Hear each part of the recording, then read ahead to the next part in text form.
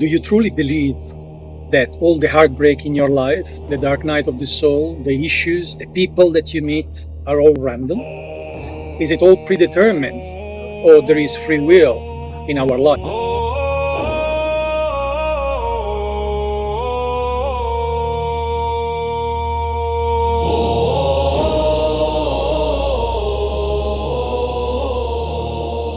In the next few minutes, we'll review what you might think is random. It's not actually random at all. But before we go there, we have to ask a question. Who do we think we are? Do you think you are your name, the name that you were given at birth? Do you think you are your political preferences or your philosophical tradition or thoughts or beliefs? Well, in reality, when we look deeper, beyond the veil, beyond the ego, beyond all this construct, what we discover is that all those I am a politician, I am a teacher, I am a philosopher, all those I ams are just a construct, something that we endorse before we came here on this planet. And you might ask yourself and think, well, I don't really believe in reincarnation.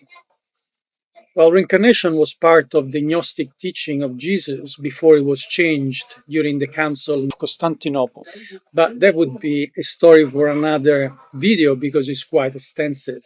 But what we need to realize that even if we look at people that had near-death experiences, people from all walks of life, ages, gender, people that didn't even believe in reincarnation, those people that were able to move beyond words, that had a near-death experience, all report the same thing. They report a life review where they observe what they've done in this life, as well as planning their next life. And people might say, well, Paolo, why would we plan our life? Well, there is a reason. And that reason is that there is certain lessons that we need to learn. In Kabbalah, we call this the perfected man or the Adam Kadmon. And the idea in other religions as well is that we are here to learn to become unified, to become more connected to Source. Because when you look deeper, we are fractal of the one consciousness. All religions, all philosophies on this planet, most of which have been a borrowed belief by somebody that had a personal experience with the divine, are telling us that we are separated or that we need a middleman like the church, the religion. But in reality, if we go and have a mystical direct experience, we will discover that the reason for life is to learn lessons and to become more unified. So when we look at religion and when we look at all the belief system that we've been indoctrinated with from birth, all of those are what the Greek call persona. And this persona is a mask that we endorse. So why is that important? Why is this relevant to our talk about free will and predetermination? Well, it is very important because the persona that we endorse in a life is the best persona that we could use. Think about a software program. Our body is the hardware, and our persona is the software that we get in order to experience the lessons that we need to experience. So if we go back to the people that had the near-death experience, most of them say that we have planned this life to learn certain lessons.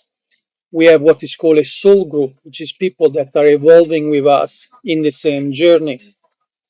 And these people decide to become actors in our play of consciousness. One could be a villain, one could be our lover, one could be our father, one could be our daughter. It does not matter because in the end, what is relevant is not the actors in our life, but the lessons that we need to learn. So let's say you might say, Paolo, what if I need to learn a lesson, but I'm not ready? Well, let's take the example of a woman. Let's call her Emily.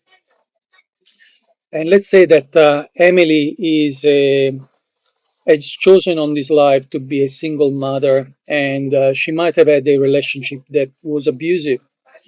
She was born in a family where, in order to be accepted, she had to please everybody. She had to be the helper, the one that did everything for everyone, because the only time she got praises was when she did what she was told to do. And as this progressed, she felt invisible.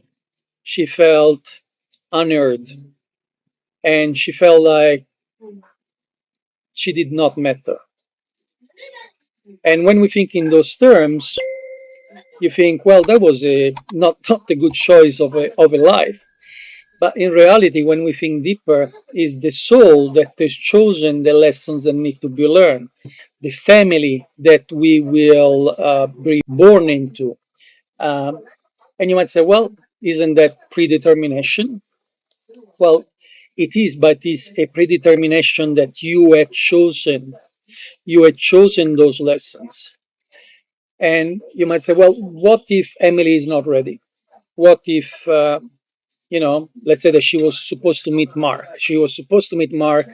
She was at her favorite coffee shop. All of a sudden, she spills the coffee on her shirt and his crotch. Like, oh my God, oh my God. And that might be a soul marker. It's a soul marker that will tell both of them that they are supposed to be together. There is a remembrance. And let's say that that was what was designed originally. But then Emily is not ready. Well, as I said before, the actor is not important, is the role that the actor will play. So let's say that she's driving her car and somebody cut her off and she ended up being a couple of minutes late at the coffee place. That's a timeline shift. So Mark will find another Emily with another name so that he can learn his lessons, which might have been compassion, might have been empathy. And Emily, because she's not ready, she has postponed the timeline. So as she builds her voice, as she stands up for what is right, she might leave home because home is an abusive um, situation where she can't really be herself. She might end up kissing a few frogs, ending up in a few relationships that are abusive, that are not right, until in the end she finds Steve. And Steve is the next soul marker. Is different name, different body, maybe even different profession, but Steve has chosen to fulfill the role that Emily needed. So think about a mother having quadruplets, and they're just born a few minutes apart. They were all born from the same parents, same genetics, but they all have different personalities. And when you think about that, it makes you realize that to this plane of existence, we have something that is already given to us, and that's our core personality trait. And why is that important? It is important because that core trait will define and create a map for how we are going to experience our life. And if we realize that life is not about the actors that will come into our lives, but rather the lessons that we need to learn, then our entire perspective on our life will change.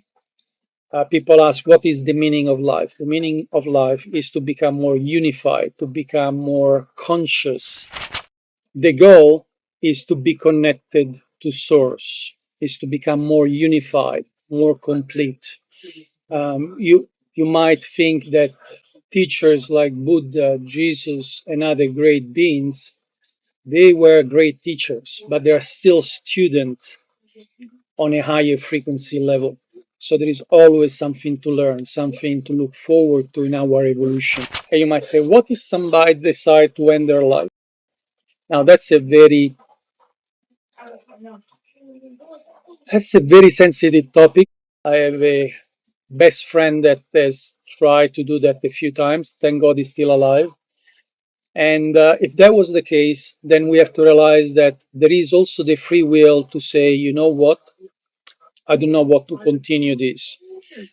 And when we look deeper, and we'll cover this in a few other videos, what we call God, or this intelligence that is behind all creation, is unconditional love.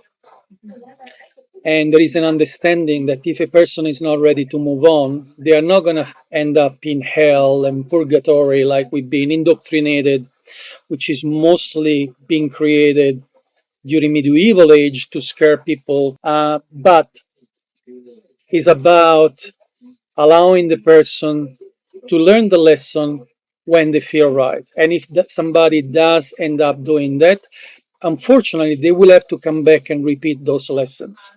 So if you feel like that's the path to go, please know that you will have to come back, and unfortunately, those lessons will still need to be learned.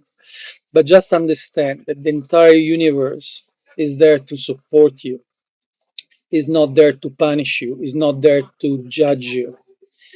And that even in the days where you feel broken, you feel invisible, you feel unheard, just know that you are loved and you have a place in this universe. So when we look at predetermination and free will, then we have to realize that we are the authors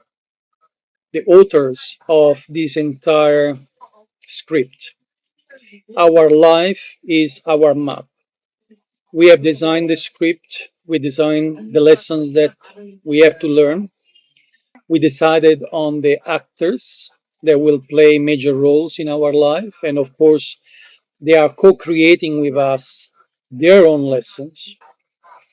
And when we look from that angle, then we might start to feel very empowered, because we might realize that even in those dark nights where we are in bed crying us ourselves to sleep, where we feel like, our life sucks and is horrible and there is no breaks, there's one challenge after the other, and we feel like we've been beaten to the ground. Even in those moments, we need to feel that we are like a sword that is being forged into the fire of life. So when you look at your life now, have a look at all the challenges, all the major heartbreaks, all the time where life has beaten you down. And maybe, just maybe, you might be able to recognize that all of those moments were pivotal moments where you have grown, where you have learned incredible lessons and created resilience, strength, compassion, empathy. And if you do get to that realization, then you will see that your life was not in vain. Those hard moments were not in vain. And that, in a way, were needed, were a great lesson for you to evolve and become more of the beautiful person that you are today. So, which brings us to the next question. You might say, "But Paolo, I don't really like my life. I wanted certain things and none of those have happened." Well, there is few issues there. One issue is that we have been trained to think in a certain way. We've been trained that to be happy, we need to have that car, that job, that income. I visited some of the poorest country on this planet, and some of the happiest people were in those places. Why? Because they were happy with what they had. They were not trained to think that they shouldn't be happy because they didn't have what the next person had. But apart from that, you have the power to create your life. So, how do you change the script? Well, first of all, you might have to learn the lessons that you came here to learn. But maybe you can make the journey a little bit more easy, more streamlined, more soft, more tender. And the way you do it is by aligning with your frequency and resonance to your desired outcome. You see, what we call God, the source, is a field of possibilities. And we will cover this in a future video. But As you desire something, as you desire a different outcome, you can align yourself to that reality.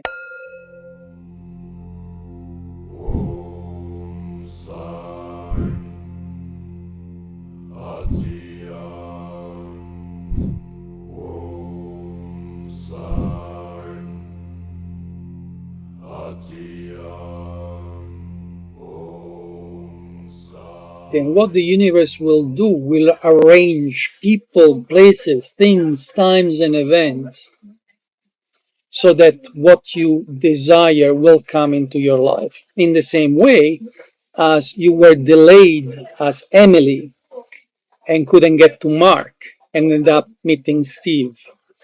The universe is a reflection of our own consciousness frequency resonance. Think about a instrument, a musical instrument, and if you have a certain note, all the forks, the tuning forks connected to that note will start resonate. Why? Because they are in frequency resonance to that musical instrument or that note. Same thing with life. If we think we are the victim of life, if we think everything is negative, we will attract more of that. If we are in coherence, if we are positive and upbeat, we're going to attract more of that.